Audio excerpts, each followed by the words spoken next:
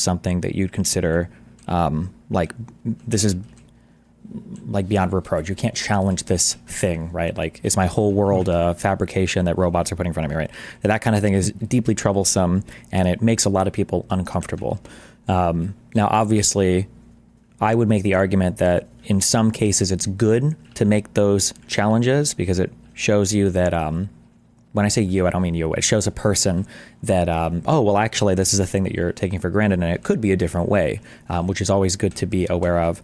And then in other ways, there are probably bad challenges here that people are doing for more heinous reasons, either intellectually dishonest ones that are just leading to, you could say, sophistry, like bad philosophical arguments, or they're doing it for political reasons because they just want to make certain political arguments. So an example of both might be, I'm not trying to politically charge anything one way or another, but somebody might say something like, oh, I think the Nazis were just pure evil. And somebody else might say, well, actually, the Nazis were normal humans like you and me, and it's good to understand what it would take to make somebody think something like that. Like, that would be kind of like challenging some notion that somebody has where like, well, I could never be this thing. And it's like, well, maybe you could be. You could be a slave owner, you could have been a Nazi, you could have been who knows, right? That's a good challenge. And then maybe like a bad fact might be somebody saying like, oh, well, gay men are just like always going to be child molesters. And it's like, well, that fact, I don't know if that's so much as rooted as any sort of real observation or any sort of like good philosophical argument, more than it's just somebody's putting this forward because they obviously don't like gay people and they just want to be, you know, anti-gay for whatever reason. Yeah. Okay.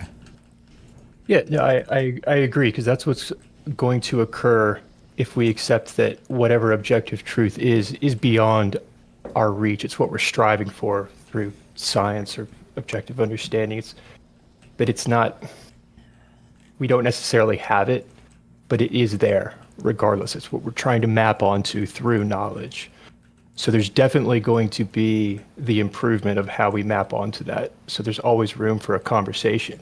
But that's different than sometimes when I'm encountering like Thaddeus Russell. I was messaging, I was like, that's the one that interests me the most because he does that so hardcore, where it's not just, it's dismissing the idea that there is an objective truth even beyond our reach. If that makes sense. Sure. Yeah. Okay. So do you want to get into a particular, I guess, what was the name you just referenced there? What? Thaddeus Russell. I did a video with him on Joe Rogan. We could dive into that. Let's keep going with this though, and kind of like consolidate whatever disagreement we have around that last video. That seems to be grounded in what we're talking about. Sure. So I guess broadly speaking, there obviously this huge meme question. It was a meme online for a while, and then the Daily Wire did a thing off of it, the what is a woman thing. I think that when you're looking at gender or sex and you're looking for the contents of what those ideas are, I think when you talk about like ontology or like categories and the information, the content that they have, I think there's actually a ton of really fascinating questions that you can ask about like what a particular thing is. So an example of that might be a long time ago, there was a lake, and that lake contained something called water. And people had an understanding of what water was, of some properties of it, of some things you could do with it, that you needed it for nourishment, obviously. Well, now in the future, we might refer to water as H2O. We have a chemical formula for it. When we say water today, and we're knowingly referring to H2O, in the past, when we said water, and we were referring to a thing that might not have always been pure H2O, and we had no understanding of atomic physics or anything like that at all, or chemistry or anything like that at all, are we referring to the same thing, or are we referring to different abstractions of a thing? I think that's a deeply interesting question. It gets into some like really interesting areas of ontology or metaphysics. And I think that when it comes to gender and sex, I think that similar questions can be asked, such as like when you say like a man or a woman and you define it by like chromosomes or whatever, that could be a way that you define it. But if you go back 1,000 years, nobody knew what a chromosome was, but we still had this identity of like man and woman. And so are we referring to the same thing? Were we just slightly less correct before and now we're more correct? Or have we refined our definition in a way that's changed it? Yeah, I don't know. I think all these things are worth discussing. I think there's two huge issues sometimes that pops up. One is I think that there are people that confuse, and I feel like, I think I would probably charge you with this.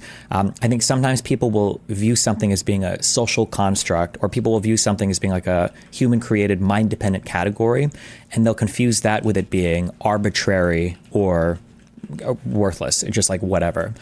So like I would argue, for instance, that like the universal category of sex, that is a mind dependent thing, that if every human being were wiped out on the planet, the category of sex wouldn't exist, but the underlying content of it would still exist. So you'd still have like things that we call males, things that we call females, like you'd still have dicks and vaginas and things that reproduce in a certain way. Yeah. Well, Although I will say, just as a real quick, yeah. as a real quick thing on the second thing, there are people, though, they're not as common anymore, but there are people who do use it in an arbitrary manner, where they'll say something like, oh, well, a man or a woman can be literally anything. Or like the entire concept of, for instance, of self-ID, you are what you identify as, is literally self-defeating and stupid, because then anybody could be anything this time. So there are some people that use it in a bad way, but then I think sometimes the response to that is a little bit too aggressive in the other direction, I guess. Yeah. Yeah, this is the semantic level of how we're mapping onto that objective truth. So you're absolutely right that language is a social construct. It's how we are, what we've agreed upon to reflect that objective truth, which requires that objective truth to exist. So yeah, we could, the argument that, well, woman, it's a term we made up, okay, but the underlying, what we're mapping onto, which is what we refer to as the biological, when we say the biological truth of what we agreed upon, that what does that represent? It's biologically. So yeah, so I don't think I necessarily disagree with that per se. I think it only bothers me. I guess I'm kind of repeating myself. Is that whenever somebody entertains this conversation, it feels like sometimes there's a group of people that think they can shut it down very quickly and easily by saying something like the most common thing I hear is when somebody's like, oh, what is a woman? Somebody says, oh, well, it's an adult human female. And it's like, okay, well, if you're using female to define woman, I feel like we're in the land of tautology at this point. Like, you're defining a thing with a synonym. It doesn't seem like it's doing a very good job at that. Not to say that like, well, a woman or a man could be anything. I feel like sometimes it's a shortcut. And then when I see certain people discussing a topic, it feels like the topic is being held hostage by politics or social prescription, rather than under kind of like underlying, I guess, analysis or understanding of any kind of truthful statement, I guess. Yeah, if that makes sense. Sure, there's definitely the potential for that. I'm trying to think the example. I was trying to remember the example that you used in that conversation with the we're disproving the rule because there's an exception. Oh, I don't believe that. I think that's really dumb. I don't. Okay. Oh no, wait. Oh wait, I don't think so. I'm sorry. So there's a smaller kid there who I think was literally 16. I don't buy into all of his ideas. So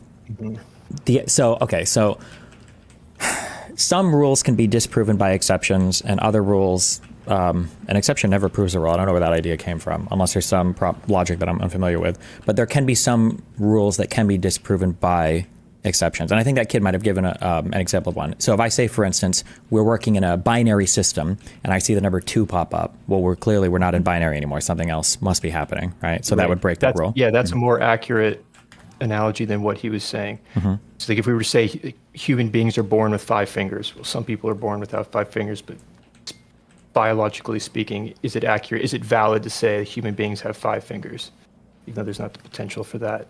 The other one that you used that was interesting was if a woman has spikes on her hand. And I get the analogy there, but it's still, that analogy is claiming that, okay, we can use common sense to dissect these social conversations. But the problem is that the analogy is that these biological spikes are what's causing the unfair. It's so common sense. We could see these spikes would make it so that it wouldn't be fair for them to compete, but that's mapping onto what immutable characteristics born through biology still. So it's still going back to biology.